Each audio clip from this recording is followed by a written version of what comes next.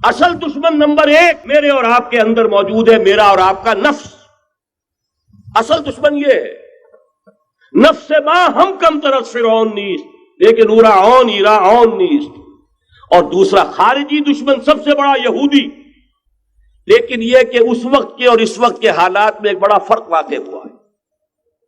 مجھے اقبال کے وہ شعر یاد آ رہے ہیں، دنیا کو ہے پھر مار کے روح و بدن پیش، تہذیب نے پھر اپنے درندوں کو ابھارا، اللہ کو پامر دیے مومن پہ بھروسہ، ابلیس کو یورپ کی مشینوں کا سہارا. وہی تاریخ ستیزہ کار رہا ہے ازل سے تا امروز، چراغ مصطفی سے شرار بولہبی. تو دنیا کو ہے پھر مار کے روح و بدن پیش، تہذیب نے پھر اپنے درندوں کو ابھارا، اللہ کو پامر دیے مومن پہ بھروسہ، ابلیس کو یورپ کی مشینوں کا سہارا. میں جس فرق کی طرف اشارہ کر رہا ہوں ذرا اس پر غور کیجئے. جس وقت یہودی حضور صلی اللہ علیہ وسلم اور صحابہ کرام کی مخالفت کر رہے تھے، ان کے اور عیسائیوں کے درمیان دشمنی تھی. وقالت اليہود لیست النصارى علی شیء وقالت النصارى لیست اليہود علی شیء. ان میں آپس میں سانپ اور نیولے کا بیر تھا اس وقت، جبکہ نبی اکرم صلی اللہ علیہ وسلم کے ساتھ یہود کی یہ کشاکش جاری تھی. یہی وجہ ہے کہ آپ کو معلوم ہے کہ قرآن مجید کہتا ہے کہ بدترین دشمن تمام انسانوں میں اہل ایمان کے وہ یہود ہیں، اور قریب ترین اگر کسی کو پاؤ گے دوستی میں مسلمانوں کے تو وہ نصارہ ہے. سورہ مائدہ کی آیت ہے، وَلَتَجِدَنَّ أَشَدَّ النَّاسِ عَدَاوَةً لِلَّذِينَ آمَنُوا الْيَهُودَ وَلَتَجِدَنَّ أَقْرَبَهُمْ لِلَّذِينَ آمَنُوا مَوَدَّةً لِلَّذِينَ آمَنُوا الَّذِينَ قَالُوا إِنَّا نَصَارَى. اس وقت صورتحال یہ تھی. آج زمین و آسمان کا فرق واقع ہو چکا ہے. آج یہودی عیسائی پر مسلط ہو چکا.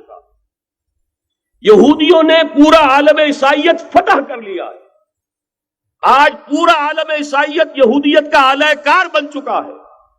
چنانچہ پہلے تو ایک ہی بات تھی، یہ تو تقریباً 300-400 سال قبل ہو چکا کہ west white Anglo Saxon Protestants یہ تو اعلی کار بن گئے تھے آج سے صدیوں پہلے. انہی کے ذریعے سے یورپ کے اندر انہوں نے سود کی اجازت حاصل کی. انہی کے ذریعے سے یہ ساری فحاشی اور یہ ساری اریانی کا جو بازار گرم کیا، یہ در حقیقت آزاد خیالی، لبرلزم، حریت فکر، حریت عمل. میں آزاد ہوں، میں ننگا جانا چاہتا ہوں بازار میں، آپ کون ہوتے روکنے والے؟ آپ اپنی آنکھیں بند کر لیں. ہم آزاد ہیں، ہم 2 مرد ہیں، شادی کرنا چاہتے ہیں، شوہر اور بیوی کی حیثیت سے رہنا چاہتے ہیں، آپ کون اعتراض کرنے والے؟ یہ سارا یہود کی سازش. اور آپ کو معلوم ہونا چاہیے جب تک پوپ کا کنٹرول تھا یورپ پر، یعنی ابھی کیتھولک جو عیسائیت ہے وہ غالب تھی، اس وقت تک پورے یورپ میں سود حرام تھا، کہیں انٹرسٹ کا کاروبار نہیں ہو سکتا تھا. یہ پروٹیسٹنٹس کے ذریعے سے اس کی اجازت حاصل کی.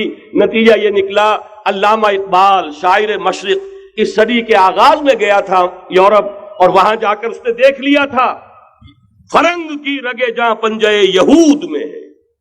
معاشی اعتبار سے یہودیوں نے پورے یورپ کے اوپر اپنا تسلط قائم کر لیا تھا. اور یہ یہودی کون تھے؟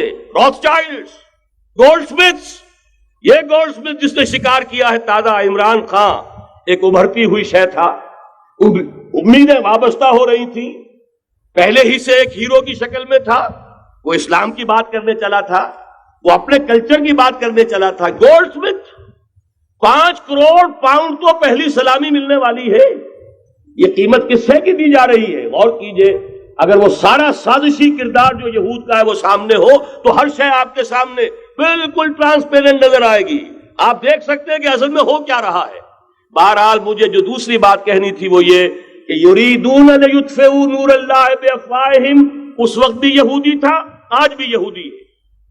لیکن فرق یہ واقع ہوا ہے کہ اس وقت یہودی کے کنٹرول میں عیسائی نہیں تھے، بلکہ 1200 برس تک یہودیوں کے اوپر ظلم و ستم بلکہ ہوتا رہا عیسائیوں کے ہاتھوں.